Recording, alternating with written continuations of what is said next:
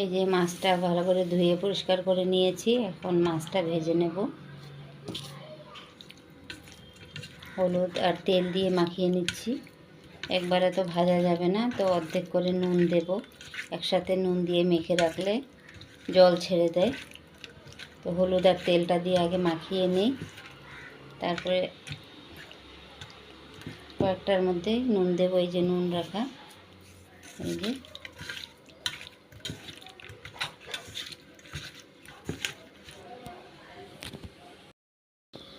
এই যে মাছটা ভেজে নেব। এখন তেলটা বেশি গরম হয়ে গেছে। তো মেয়ে তো মাছ খাবেই না, মাছ দেখলে ঘৃণা করে।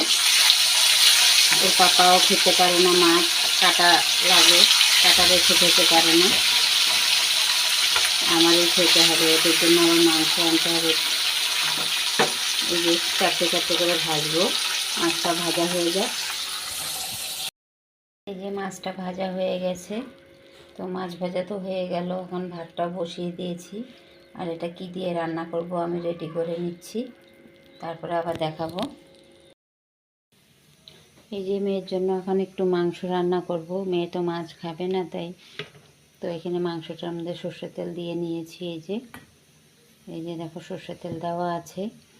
আর এখানে হচ্ছে পেঁপে, অর্ধেকটা পেঁপে, ছোট একটা পেঁপে অর্ধেকটা, আর আলু একটা ভেজে রাখা হয়েছে। আর হচ্ছে এখানে পেঁয়াজ, এখানে মাছের পেঁয়াজ আর রসুন, আর এটা হচ্ছে মাংসের পেঁয়াজ আর রসুন। এখানে হলুদ নিয়েছি, হলুদটা দিয়ে দিচ্ছি। আর নিচ্ছি নুনটা দিয়ে দিলাম। এখানে আছে জিরে, আদা, শুকনো লঙ্কা আর টমেটো একটা দিয়েছি। দিয়ে এটা শুধু মেয়ের জন্যই রান্না করব পেঁপে দিয়ে। তো এটা মাখবো না, আমি চামচ দিয়ে মেখে নাড়িয়ে চাড়িয়ে দিয়ে দেবো কড়ার মধ্যে। তেজপাতা দিয়ে দিলাম, আদাও দেওয়া আছে এখানে। তো কড়াটা বসিয়ে দিই, বসিয়ে গরম করে নিই। পেঁয়াজটা দিয়ে দিয়েছি, রসুনটা একটু নাড়াচাড়া পরে অ্যাড করব। আর এখানে পেঁপে আলু ভাজা হয়েছিল, তেলটা রয়ে গেছে, তো ওই তেলটার মধ্যে দিয়ে দিচ্ছি। ভালো করে অর্ধেক কষানো হয়ে গেলেই রসুনটা অ্যাড করব।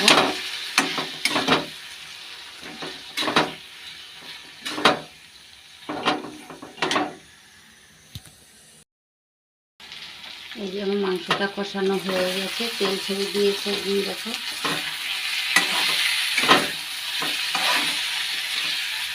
এখন পেঁয়াজ আর রসুনটাও অ্যাড করেছিলাম, আর পেঁপে আলুটাও দেওয়া হয়ে গেছে।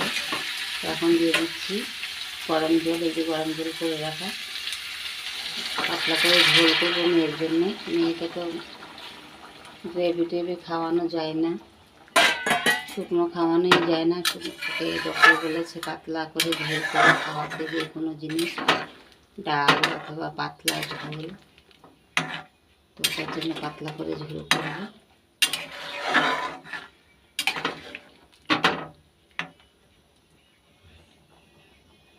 ফুটে গেলে নামিয়ে দেব। আর এখানে রাখা আছে এই যে দুপুর কয়েক পিস মাছ খাওয়া হয়ে গেছে, আর এই কয়েক পিস এটা শুধু আমার জন্যই রান্না করে নেব এখন। ওর পাপা তো খাবে না, ওর পাপাই মেয়ের এখান থেকে একটু ঝোল এই তরকারি দিয়েই খাওয়া হয়ে যাবে। মাছ খেতেও চায় না, ওর নাকি কাটা লাগে। তো ঝোলটা নামিয়ে নিই এখন। মেয়ের জন্য মাংসটা পাতলা করে ঝোল পেঁপে আলু দিয়ে হয়ে গেছে রান্না। এখন মেয়েকে খেতে দিয়ে দেব।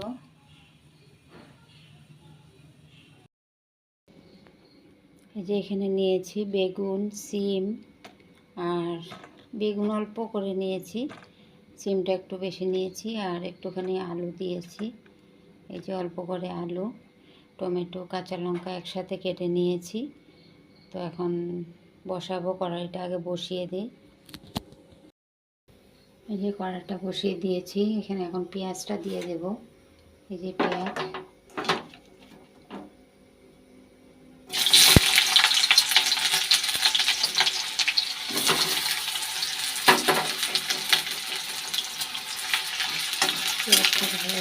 একটু ভালো করে।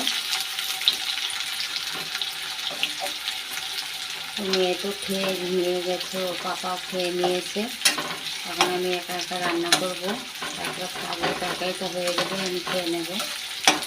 তো সারাদিন বাড়ি ছিল না, অফিসে ছিল, টায়ার্ড হয়ে গেছে, তাই মেয়ের সাথে খাবার দিয়ে দিয়েছি, খেয়ে নিয়েছে। ওর মাংস হলে আর কিছু লাগে না, অন্য সবজি তো খাই না। আর ডাল হলে ডাল, আলু ভাজা দিয়ে ভাত খেয়ে নেবে। সবজি একদমই ভালোবাসে না। মেয়েরাও একদম ওইরকম হয়েছে, সবজি খেতে চায় না। তবুও এখন ছোটোটাকে খাওয়াতে হয় সবজি। পেঁপে তো একদম কম্পালসারি হয়ে গেছে, ওর পেঁপে ছাড়া খাওয়াই হবে না। তো এই যে মাছটা রয়েছে, দুপুরবেলা খাওয়া হয়ে গেছে। ভাজা মাছ অন্য তরকারি করেছিলাম তরকারির সাথে। তো এইটুকু আমার জন্য এখন একটু সবজি দিয়ে রান্না করব। সবজি না হলে আবার আমি খেতে পারি না। আমার তো সব কিছুর মধ্যে সবজি চাই, শাক চাই। হয়ে যাক ভাজা। এই যে পেঁয়াজটা অর্ধেকটা পিন ভাজা হয়ে গেছে। তো এখন সবজিটা দিয়ে দেবো। এই যে কেটে রাখা সবজি,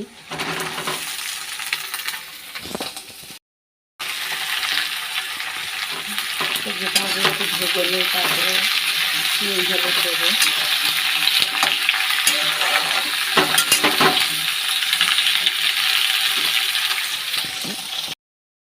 এই যে দেখো আমার তরকারিটা হয়ে গেছে, পাবদা মাছ দিয়ে, শিম, আলু আর একটুখানি বেগুন দিয়ে।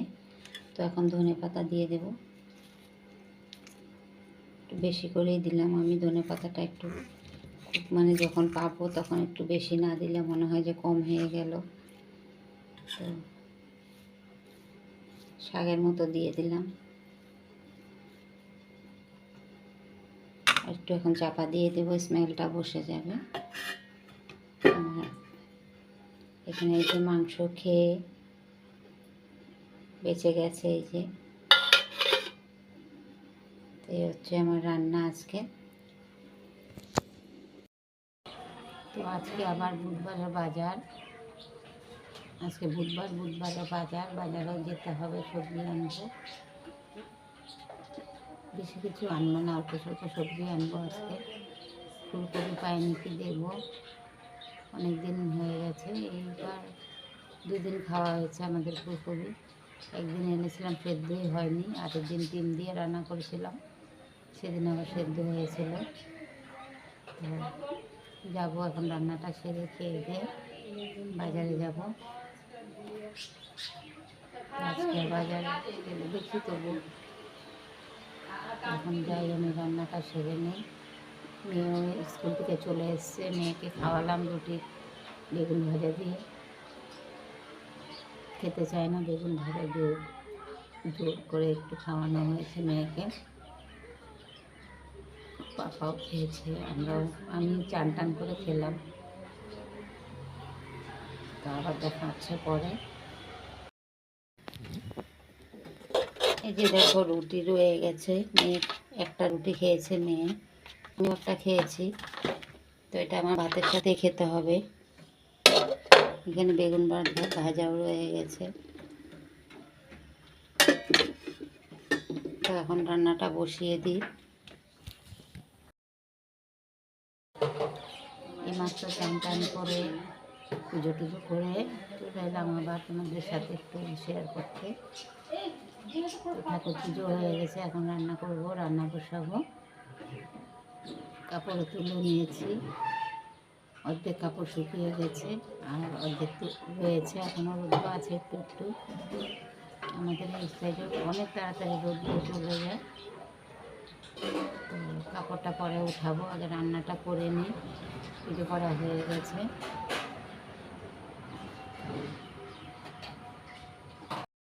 গুড ইভিনিং সবাইকে। তো আমাদের খাওয়া দাওয়া হয়ে গেছে, কাপড় চাপড় উঠিয়ে মেয়েকে একটু ঘুম পাড়িয়েছি। তো